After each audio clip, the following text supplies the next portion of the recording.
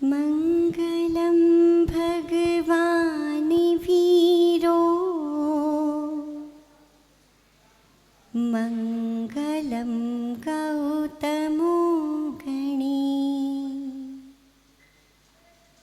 मङ्गलं कुन्दिकुन्दार्यो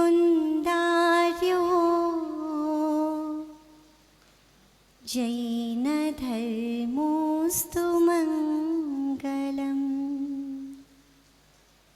जैनधर्मोऽस्तु मङ्गलम् जैनधर्मोऽस्तु मङ्गलम्। त्रिकालवर्ती त्रैलोक्य पूज्य विश्वाराध्य पंच परमेष्ठी भगवान की देवाधिदेव 1008 अतिशयकारी मूल नायक श्री चंदप प्रभु भगवान की। यद्यपि आप भगवान की जयकार पूर्ण भक्ति से लगा रहे हैं, किंतु यदि उस भक्ति में आपकी शक्ति भी सम्मिलित हो जाए तब तो इस पर्युषण पर्व का इस प्रथम दिन का आह्वान ही कुछ अलग तरह से हो। इस प्रकार भक्ति और शक्ति से अनुस्यूत जयकार लगानी है। देवाधिदेव 1008 चिंतामणि श्री पार्श्वनाथ भगवान की, परम पूज्य अभीक्ष्ण ज्ञान उपयोगी आचार्य भगवान गुरुवै श्री वसुनंदी जी मुनिराज की, पर्युषण महापर्व की, श्री समवशरण महाअर्चना की जय बोलिएगा। समूह शरण में विराजमान परम पूज्य आर्का रत्न परम पूज्य 105 वर्धस्व नंदिनी माता जी की, समस्त आर्का संघ की बंदामी माता जी, बंदामी माता जी, बंदामी माता जी। यहाँ समवशरण में उपस्थित आप सभी धर्म स्नेही सच श्रद्धालु पुण्य आत्मा महानुभाव, बहुत पुण्यात्मा होते हैं वो लोग जो इस प्रकार प्रतिकृति रूप समवशरण में भी पहुंचने की पात्रता रखते हैं, क्योंकि सही के समवशरण में भी वही जा सकता है जो कभी इस प्रकार के समवशरण में आया हो, भावना की हो, चिंतन किया हो। आज पर्युषण पर्व का प्रथम दिन और इतने पुण्य के साथ इन पर्वों को मना रहे हैं। इस बार ये पर्व किसी सामान्य स्थान पर नहीं, साक्षात समवशरण में मना रहे हैं। अभव्य जीव ना तो समवशरण में आ सकते, ना उसका ध्यान कर सकते, ना चिंतन कर सकते, किंतु भव्य जीव ऐसे समवशरण में आते हैं, आंखें बंद करके समवशरण का चिंतन कर पाते हैं, भावना भा पाते हैं, और वही भव्य जीव फिर संसार सागर से पार हो जाते हैं। महानुभाव, पर्युषण महापर्व जो जीवन में धर्म की प्रेरणा देने वाला है। धर्म स्वयं शुद्ध है और व्यक्तियों की शुद्धि का साधन है। कोई भी नगर, कोई भी राज्य और कोई भी देश ऊंची ऊंची अट्टालिकाओं से, बड़ी बड़ी इमारतों से, बहुत सुंदर चौड़ी सड़कें बनाने से कभी भी विकसित नहीं कहला सकता। यदि देश विकसित है, यदि देश महान है, तो वहाँ के सदाचारी शिक्षित नागरिकों से। जितने नागरिक सदाचारी होंगे, संस्कारी होंगे, उस देश की महानता उतनी ही अधिक प्रदर्शित होगी। और इसीलिए इस भारत देश को विश्व गुरु के रूप में जाना जाता है, क्योंकि जो संस्कृति, जो संस्कार इस देश में दिखाई देते हैं वो और कहीं नहीं। और हो भी क्यों ना, जहाँ पर धर्म को भी पर्व के रूप में मनाया जाए, उससे महान संस्कृति और किस देश और किस धर्म की हो सकती है। आज का प्रथम दिवस, प्रथम दिन उत्तम क्षमा धर्म। ये 10 धर्म 10 सीढ़ियों की तरह हैं और हम एक एक करके सीढ़ी पर चढ़ते जाएंगे और 10वें दिन हम अपने आप को टॉप पर देखेंगे। लेकिन आज तो पहली सीढ़ी चढ़नी है ना, और पहली सीढ़ी उत्तम क्षमा धर्म की। कौन सी सीढ़ी है? एक बार जोर से बोलिए, उत्तम क्षमा धर्म की। और क्षमा धर्म अपने अपोज को ही कह रहा है। क्षमा का अपोजिट क्या है? क्षमा का अपोजिट क्रोध, यानी क्रोध पर विजय प्राप्त करना ही क्षमा है। बड़ी सरल बात है। बस क्रोध से तो आपका परिचय कराने की हमें बिल्कुल भी ज़रूरत नहीं है। आजकल तो छोटे छोटे 1-1.5 साल के बच्चों को लेकर के भी माता पिता आते हैं, तो पहला स्टेटमेंट, इन्हें गुस्सा बहुत आता है। तो गुस्से से तो आपका परिचय बचपन से ही है, इसलिए हमें गुस्से से आपका परिचय कराने की आवश्यकता नहीं। आयुर्वेद आचार्यों का कहना है, सामान्य रूप से बात यह कही गई कि जिनकी पित्त प्रकृति है वे क्रोधी कहलाते हैं, उनमें क्रोध ज़्यादा होता है। जिनकी प्रकृति कफ है उनमें लोभ ज़्यादा होता है। जिनकी वात प्रकृति है उनमें मान ज़्यादा होता है। और जिनकी तीनों प्रकृतियाँ विषमता को प्राप्त हैं उनमें मायाचारी अधिक पाई जाती है। यदि ज्योतिषाचार्यों को देखें तो जिनके ऊपर या जिनके हॉरोस्कोप्स पर मंगल ग्रह का प्रभाव ज़्यादा होता है उनमें क्रोध की अधिकता होती है। जिन पर सूर्य ग्रह का प्रभाव ज़्यादा होता है उनमें मान की अधिकता होती है। जिन पर राहु का प्रभाव ज़्यादा होता है उन पर लोभ की, और जिन पर शनि का प्रभाव ज़्यादा होता है उन पर मायाचारी की छाया अधिक होती है। किंतु ये सर्व बातें सामान्य रूप से कही गई है। इन्हीं कषायों ने हमारे आत्मा रूपी समुद्र में हलचल मचा रखी है। पानी तो बहुत शांत था, किंतु जब से इन मगरमच्छों का प्रवेश उस पानी में हो गया तब से पानी में बड़ी हलचल मच गई। और पानी को यदि शांत करना हो तो क्या करें? उन मगरमच्छों को निकालते। आप कितनी अच्छी बात कह रहे हैं कि इसमें इतना विचारने वाली कौन सी बात है। तो यहाँ पर हमें बस क्षमा की वो चर्चा करनी है जो है तो बहुत मधुर, पर इम्प्लीमेंटेशन थोड़ा सा टफ है। जो सुनने में बहुत अच्छी है पर अनुभव संभवतः कटु हो सकता है। किंतु क्रोध जो अभी हो सकता है अच्छा लगे, पर बाद में इसके रिजल्ट्स बहुत खतरनाक होते हैं। आंधी, तूफान और क्रोध ये ऐसी चीज़ें हैं जो जब चली जाएं तब पता चलता है नुकसान कितना हुआ। जब व्यक्ति को क्रोध होकर के निकल जाए तब जाकर के उसे पता चलता है कि कितना अधिक मेरा नुकसान हुआ, कितनी अधिक रिश्तों में गिरावट आई, कितने अधिक आत्मा के गुण जल गए, कितने कर्मों ने मुझे आकर के घेर लिया।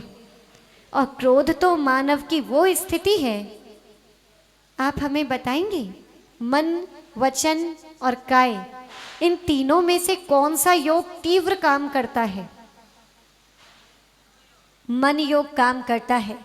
किंतु किसी ने कहा कि क्रोध तो वह स्थिति है जहां पर मन से ज़्यादा वचन काम करते हैं। क्रोध वो स्थिति है जहाँ पर आकर व्यक्ति का विवेक छूट जाता है, बुद्धि छूट जाती है। कई बार तो उसे ये भी भान नहीं रहता कि सामने कोई आदरणीय, वंदनीय, पूजनीय है या कोई आपके स्नेह को देने वाला है, आपके स्नेह का पात्र है, उसे कुछ याद नहीं रहता। ऐसे क्रोध पर सब विजय प्राप्त करना चाहते हैं। कितने लोग चाहते हैं हमारी क्रोध पर विजय हो? जरा हाथ ऊपर करके बताइए। सब चाह रहे हैं यहाँ तो। मतलब एक बात तो आपने प्रूव कर दी कि आप सबको क्रोध आता है। अब यदि विजय प्राप्त करना चाहते हैं तो देखिए, पहले तो क्रोध से हानि आप सभी लोग जानते हैं। मेंटल हेल्थ खराब होती है, फिजिकल हेल्थ खराब होती है, स्पिरिचुअल हेल्थ खराब होती है और सोशल हेल्थ खराब होती है। क्या सोशल हेल्थ भी होती है? मानसिक स्थिति खराब होना, फिर दूसरा शारीरिक स्थिति खराब होना, बीपी इम्बैलेंस रहने लगा और कोई बीमारियां लग गई। आध्यात्मिक स्थिति खराब होना कि मन जब अपने काबू में ही नहीं है तो धर्म में कैसे एकाग्र करें। और चौथा, सामाजिक स्थिति खराब होना। जो व्यक्ति समाज में ज़्यादा गुस्सा करता है, फिर व्यक्ति इशारा कर देते हैं भैया ये रहा। तो इस प्रकार उसकी चारों प्रकार की स्थितियां खराब होती चली जाती हैं। इसीलिए क्रोध से बचना बहुत ज़रूरी है। और तो और यदि व्यक्ति अधिक क्रोध करे तो जो शरीर में WBC हैं, जो व्यक्ति की इम्यूनिटी पावर को इंक्रीज करती हैं, जो रोग प्रतिरोधक क्षमता को बढ़ाती हैं, वो भी RBC में कन्वर्ट हो जाती हैं। और जिस व्यक्ति का क्रोध जितना अधिक होता है उसका ब्लड का कलर उतना डार्क होता है। किसी का रेड, मैरून, ब्लू और ब्लैक तक व्यक्तियों के ब्लड का कलर होता है। जिन तीर्थंकर भगवान के समवशरण में हम और आप उपस्थित हैं, उन भगवान के ब्लड का कलर क्या होता था? सफ़ेद रंग। यानी उनके अंदर कषायों की कितनी मंदता, कितनी वात्सल्य की अधिकता, ये हम उस कलर से ही जान सकते हैं। और जैसे जैसे कलर डार्क होता चला जाए वैसे वैसे समझते जाना कि कषाय बहुत अधिक है। आचार्य भगवान कुंद कुंद स्वामी ने वार्षाणुवेखा ग्रंथ में कहा है कि क्षमा का अर्थ क्या है? कोहोपति सिपुणो बहिरंग जदि हवेदि सखादम णाकुणदि किं विकोहो तस्य क्षमा हो दिधम मोती। आचार्य भगवान यहाँ कह रहे हैं, आचार्य भगवान शायद जानते थे कि आगे आने वाले लोग कितने बुद्धिमान होंगे। वो जानते थे लोग कहेंगे हमें गुस्सा नहीं आता, लेकिन लोग हमें दिला देते हैं। हम कहाँ, हम तो शांति से बैठे थे। पंडित जी ने ही ऐसी बात कर दी, कमेटी ने ही ऐसी बात कर दी, उस बराबर वाले व्यक्ति ने ही ऐसी बात कर दी। किंतु आचार्य भगवान कुंद कुंद स्वामी कह रहे हैं, कोहोपत्ति से पुणो, क्रोध की उत्पत्ति के निमित्त मिलने पर भी आपको कोई बहुत क्रोध दिलाए, आपको पग पग पर ऐसे निमित्त मिलते चले जाएं कि आपके जीवन में क्रोध उत्पन्न हो रहा हो, उस समय पर भी यदि सक्षम हैं अपने क्रोध को जीतने में, आप उस समय क्रोध नहीं करते, तो यही आपकी उत्तम क्षमा है। इसके अलावा और कुछ क्षमा धारण करने की जरूरत नहीं। जब क्रोध के निमित्त मिले तब आप क्रोध मत करना। हम आपको पूरे दिन क्रोध करने से नहीं रोकेंगे, लेकिन जिस समय आपको क्रोध का निमित्त मिले, आपको लग रहा हो अब गुस्सा आ रहा है, उस समय बस गुस्सा नहीं करना। और उसके लिए क्या करना है, तो कुछ छोटे छोटे टिप्स आपको दे देते हैं कि क्रोध पर कैसे विजय प्राप्त करें, क्योंकि हमें प्रैक्टिकल लाइफ में इसको इम्प्लीमेंट करना है। 10 धर्म के उपदेश तो आप बचपन से सुनते चले आ रहे हैं, सुन रहे हैं ना? जब से जन्म हुआ या जब से आपको ध्यान होगा 10 लक्षण पर्व में, आप हमेशा पहुँचे और आपको कहीं ना कहीं उपदेश सुनने को मिले। उन उपदेशों को अब प्रैक्टिकल रूप में सुनना है और अपने जीवन में उतारना है। सबसे पहली चीज़, यदि गुस्सा आए तो क्या करें? द्रव्य परिवर्तन, यानी आप उस स्थिति को ही बदल दें। जिस चीज़ को देखकर गुस्सा आ रहा है उस चीज़ को सामने से हटा दें, द्रव्य परिवर्तित कर दें। क्षेत्र परिवर्तन, आपको जहाँ खड़े होकर के गुस्सा आ रहा है आप उस जगह से किसी दूसरी जगह पर पहुँच जाएं। तीसरा, काल परिवर्तन, जिस समय आपको गुस्सा आ रहा हो सामने वाला आपके सामने खड़ा है, बस उतना सा कह देना, भैया मैं इसका उत्तर आपको दोपहर में दूंगा, दोपहर है तो शाम को दूंगा, बस काल परिवर्तित कर लेना। और भावों की चर्चा तो हम कर ही रहे हैं। द्रव्य, क्षेत्र, काल, इनका परिवर्तन आपको तुरंत करना है। भाव, आपको माहौल हल्का करना है, मतलब किसी की बात को बहुत सीरियस ना लें। आपको एक छोटा सा उदाहरण बताएं। एक बार एक साहित्यकार थे, सुबह सुबह अपने घर के आगे उद्यान में बैठे हुए थे, छोटा सा लॉन था। एक व्यक्ति आया। सुबह सुबह वैसे तो व्यक्तियों को गुस्सा कम आता है, गुस्से का भी अपना एक समय होता है। ये कर्म भी द्रव्य, क्षेत्र, काल, भाव देखकर आते हैं। शाम तक जब व्यक्ति एग्जॉस्ट हो जाता है, फिर इरिटेट हो जाता है, तब गुस्सा करता है। सुबह सुबह थोड़ा शांत रहता है। और यदि सुबह सुबह कोई चिल्लाए तो बराबर वाला कोई टोक ही देगा। क्या कहेगा? बोले भैया सुबह सुबह तो शांत रहो। किंतु सुबह सुबह क्यों? हमें तो पूरे दिन और पूरे जीवन शांत रहना है। तो साहित्यकार के पास एक व्यक्ति आया और आकर के जोर जोर से चिल्लाने लगे। साहित्यकार मुस्कुरा गए। सामने वाला गुस्सा कर रहा हो और आप मुस्कुरा जाएं तो क्या होगा? अब दो तरह की बात आ रही है। एक व्यक्ति तो कह रहे हैं बोले शांत हो जाएगा, जो बड़े बुजुर्ग हैं वो कह रहे हैं शांत हो जाएगा, लेकिन जो हमारे युवा वर्ग बैठे हैं वो कह रहे हैं हमारा तो गुस्सा उल्टा बढ़ जाएगा, हमें तो गुस्सा आ रहा है, वो मुस्कुरा रहे हैं। हुआ यही, उस सामने वाले व्यक्ति को गुस्सा आ गया और तेज आने लगा। तो इतने में वो साहित्यकार अपनी चेयर से उठा, बोले चलो भाई। बोले कहाँ चलूं? मैं गुस्सा कर रहा हूं, तुम चलो। कहाँ चलूं? बोले वो बराबर में अखाड़ा है। बोले अखाड़े में क्यों? बोले तुम्हारा लड़ने का मन है तो मैंने सोचा अखाड़े में ही चलें, वहीं पर तुम अपने मन की निकाल लेना। इतनी मुस्कुरा करके बात कही, वो सामने वाला व्यक्ति शांत हो गया। बोले चलो बैठो, बात करेंगे, आगे चर्चा करेंगे। तो माहौल को आगे हल्का कर दिया तो वैसे बात वहीं की वहीं रुक जाती है। अगली बात, यदि गुस्सा तीव्र आ रहा हो तो पानी पिए और पानी को मुंह में भर के रख लें। क्या करें? पानी मुंह में, इट कैन बी डन, किया जा सकता है। मौन ले लो या मान लो, ये तो जीतेंगे ही, किंतु मौन ही तो नहीं रह जाता। ऐसा हम नहीं कह रहे, ऐसा आप लोग हमें आकर बताते हैं।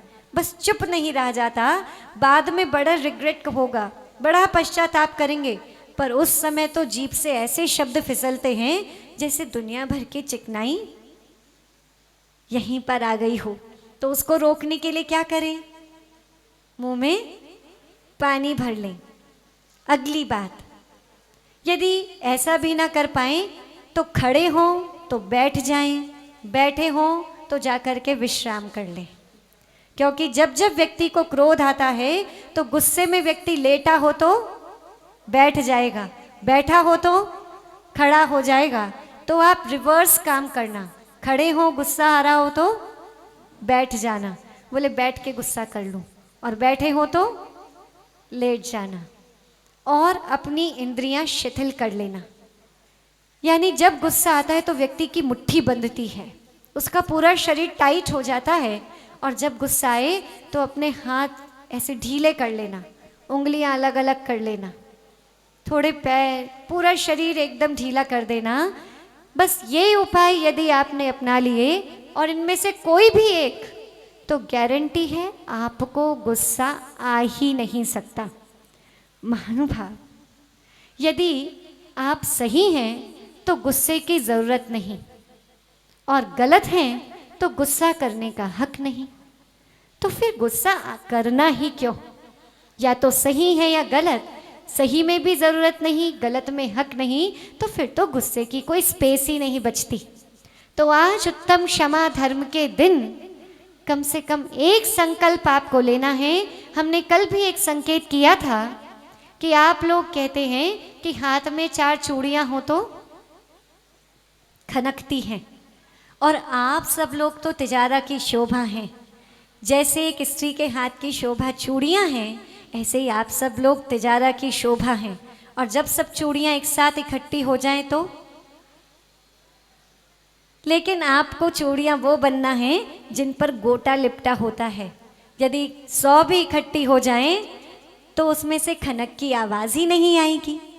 यानी आप सब लोग यहाँ पर एकत्रित हैं, एक साथ पूजन अर्चना कर रहे हैं, एक साथ महाअर्चना कर रहे हैं। समव शरण में ना तो क्रोध आता, ना शोक, ना बैर, ना दुख, ना जन्म, ना मृत्यु, कुछ भी समव शरण में दुख नहीं आता। आप आनंद के साथ समव शरण में बैठकर महाअर्चना करें, गारंटी हमारी है। यदि आपके भाव वैसे ही बने रहे तो आप पर कोई कष्ट आने वाला नहीं है। इन 10 दिन के लिए आप संकल्प लें कि आप सबके चेहरों पर मुस्कुराहट रहेगी। लेंगे संकल्प? एक बार हाथ ऊपर कीजिए कि इन 10 दिन तक, कम से कम इन 10 दिन में पर्व को हम मुस्कुरा करके मनाएंगे। और ध्यान रखना, हाँ, और यदि मुस्कुराहट गायब हुई तो बराबर बराबर वाले आपको टोक देंगे। अरे ध्यान नहीं है, हमारा 10 दिन का संकल्प है। और किसी को गुस्सा आ रहा हो तो रोकना नहीं, उससे कहना मुस्कुरा कर लो, क्योंकि आपका नियम है कि आपको मुस्कुराना है, तो आप मुस्कुराते रहो, नियम मत तोड़ो। तो इतना काम सभी लोग यहाँ पर करेंगे। ये 10 दिन पहला पर्व, हमारा पहला दिन उत्तम क्षमा धर्म के रूप में मनाया जाता है। संभवतः हमारे जीवन में धर्म की शुरुआत ही उत्तम क्षमा के माध्यम से होती है। और आज यहाँ पर अभी सौधर्म इंद्र, जो इस समव शरण महाअर्चना में भावना भा रहे हैं कि अभी तो मैं केवल महाअर्चना में सौधर्मेंद्र बना हूँ, इस समव शरण में जो प्रतिकृति है उसमें सौधर्मेंद्र बना हूँ।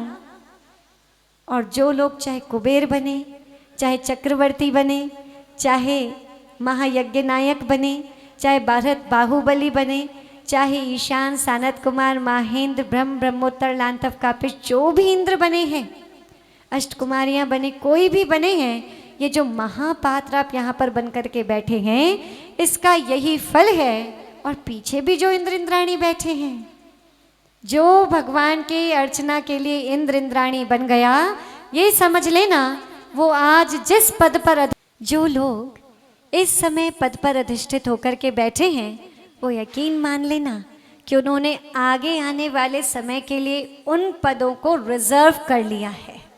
और आप लोग तो रिजर्वेशन में कई बार विश्वास भी रखते हैं कि रिजर्व्ड है, तो जितने लोग यहाँ पात्र बनकर बैठ रहे हैं, ये समझ लेना उनकी सीट भी रिजर्व्ड है। जो सौधर्मेंद्र है वो भी सोच लें कि अभी तो यहाँ भगवान के समव शरण में बैठे हैं, भावना ऐसी ही बनी रही तो शीघ्र भविष्य में आपकी भक्ति इसी प्रकार से वृद्धिंगत होती रही तो आप सही में सौधर्मेंद्र बन करके पता नहीं कितने तीर्थंकरों के सही में कल्याणक संपन्न करोगे। कुबेर इंद्र पता नहीं कितने तीर्थंकरों के समव शरण की रचना करेंगे। चक्रवर्ती पता नहीं कितने तीर्थंकरों के समव शरण में जाकर अर्चना करेंगे। और अन्य अन्य पात्र भी इसी प्रकार भगवान की भक्ति में सम्मिलित होंगे। और रही मुख्य श्रोता की बात, तो आप जितने भी प्रथमानुयोग ग्रंथों का स्वाध्याय करते हैं, उन सब ग्रंथों का प्रारंभ कहाँ से होता है? राजा श्रेणिक से। यानी राजा श्रेणिक भगवान के समव शरण में जाता है, भगवान से प्रश्न पूछता है। राजा श्रेणिक के पास एक पदवी थी, मुख्य श्रोता। यानी भगवान मुख्य श्रोता का वो प्रश्न सुना, उसका उत्तर वहाँ पर देते थे। तो महानुभाव, ये मुख्य श्रोता की पदवी भी बड़े सौभाग्य से मिलती है। और मुख्य श्रोता जो भी भगवान के समर्षण में एक बार बनता है वह उसी प्रकार के पद को प्राप्त करने की अनुकूलता भी रखता है, सौभाग्य भी रखता है। और समर्षण की पूर्णता कहीं ना कहीं मुख्य श्रोता के आने से और अधिक हो जाती है। तो आप सभी लोग इस प्रकार जो पात्र बने, और हमें प्रसन्नता है, हमें नहीं पूरे तिजारा नगर को प्रसन्नता है। और ये प्रसन्नता तो पूज्य गुरुदेव ने भी प्रकट की जब आप लोग आशीर्वाद लेने गए कि इतने युवा वर्ग पात्र बने हैं, इतने युवा महाअर्चना में सम्मिलित हो रहे हैं। पूरे तिजारा नगर के लिए पूज्य गुरुदेव ने आशीर्वाद प्रेषित किया। और आज भी गढ़धर के रूप में, परोक्ष रूप में ही सही, किंतु पूज्य गुरुदेव हम सभी के बीच में उपस्थित हैं। उन्हीं को हम नमोस्तु करते हैं।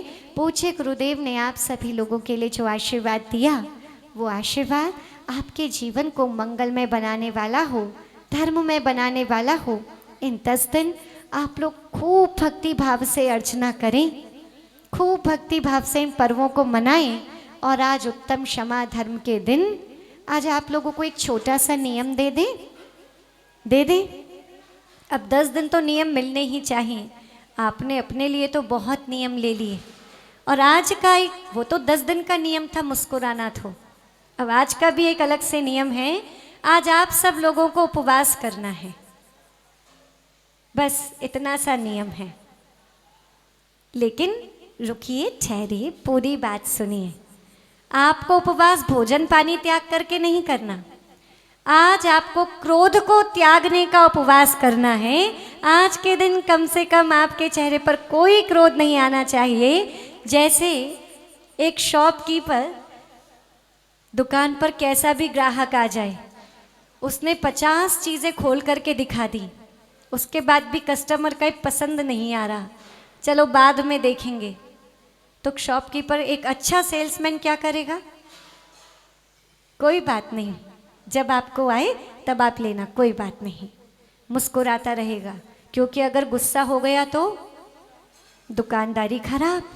ऐसे ही आप अभी पुण्य की दुकानदारी कर रहे हैं। अगर गुस्सा आया तो पुण्य का ग्राहक खराब, दुकानदारी खराब। तो इसलिए आज का क्या नियम है? आज गुस्से का उपवास, मतलब आज आपको कोई क्रोध नहीं करना। महानुभाव, आज के ये 24 घंटे की प्रैक्टिस है। और ध्यान रखना आसपास वाले भी, हाँ, और यदि गलती से आपसे उपवास टूट जाए गुस्से वाला, तो आप एक कायोत्सर्ग करना, उसके बाद गुस्सा कर लेना। मतलब अगर आपको गुस्सा आ जाए तो आप क्या करना? 9 बार नमोकार मंत्र पढ़ लेना। और यदि आप गुस्सा कर ही दें, उसके बाद आपको लगे कि अब तो हो गया, तो एक नमोकार मंत्र की माला अपने पास ऐसा करना, नोट कर लेना, कल आकर के बता देना किसका उपवास कितनी बार टूटा। वैसे हमें पता है आप लोग बड़े अच्छे हैं, बड़े धार्मिक प्रवृत्ति के हैं, और यहाँ के भैया लोग तो बहुत ही भोले भाले हैं। एक बार जितना भी संकेत किया, संकेत भी करने की आवश्यकता नहीं पड़ी। इस प्रकार से धर्म के क्षेत्र में आगे बढ़ कर के आए हैं। तो आप लोग जब इतने धर्म के क्षेत्र में आगे हैं, तो हमें विश्वास है कि आपका ये उपवास टूटने वाला नहीं है। आप सभी लोग बहुत आनंद के साथ इन पर्वों को मनाएं। आनंद आपको भी आए और आनंद उनको भी जो आप सभी लोगों के साथ सम्मिलित हैं। आप सभी लोगों का मंगल हो, शुभ हो, कल्याण हो। इन्हीं भावनाओं के साथ अपनी शब्द श्रृंखला को विराम दें। उससे पूर्व कल शाम से लोग कह रहे थे इंद्र देवता बड़े प्रसन्न हैं, और परसों से हम सुन रहे थे माता जी तिजारा में तो रिकॉर्ड टूटा है। इतना युवा वर्ग हमारे तिजारा का पहली बार महाअर्चना में सम्मिलित हो रहा है। तो आपकी ये बातें इंद्रदेव के पास भी पहुंच गई। उन्होंने सोचा जब सारा रिकॉर्ड यहाँ पर टूट ही रहा है तो एक रिकॉर्ड हम भी तोड़ दें। और लगातार शाम से कल दोपहर बाद से बारिश हो रही है। बारिश भी सामान्य नहीं, बहुत तीव्र बारिश हो रही है। उसमें भी आपकी भक्ति भावना आप सभी को यहाँ पर खींच करके लाई। सुबह 5:30 बजे भी लोग यहाँ ध्यान में उपस्थित हो गए थे, किंतु बहुत तीव्र आवाज़ के कारण ध्यान नहीं कर पाए। तो कल आप सभी लोग सुबह 5:30 बजे उपस्थित हों। यदि मौसम किसी भी प्रकार का हो, कल व्यवस्थाएं पहले से ही रखी जाएंगी कि कहाँ पर ध्यान होगा। यदि इस प्रकार की बारिश हो तो सभी लोग ठीक 5:30 बजे उपस्थित। अभी आप महाअर्चना करेंगे। शाम को प्रतिक्रमण का समय 5 या 5:30?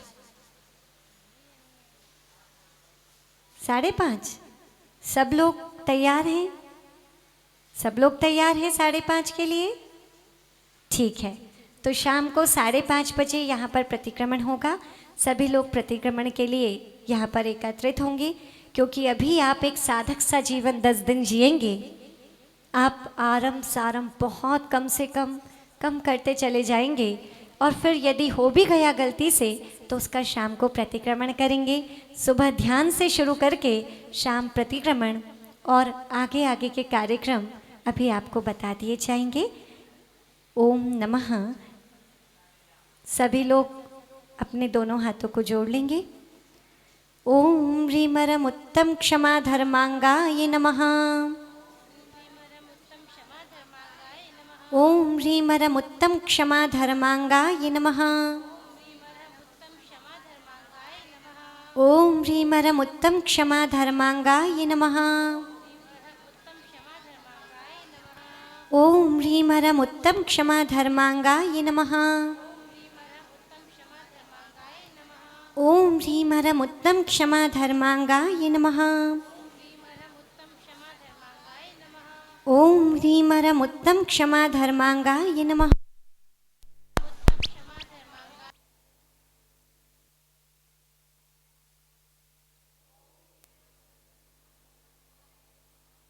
ह्रीमरम उत्तम क्षमा धर्मांगाय नमः। उत्तम क्षमा धर्म की। आचार्य भगवान गुरुवर श्री वसुनंदी जी मुनिराज की जय। जय बोलिएगा परम पूज्य 105 आर्यका रत्न वर्धस्व नंदिनी माता जी की, समस्त आर्यका संघ की।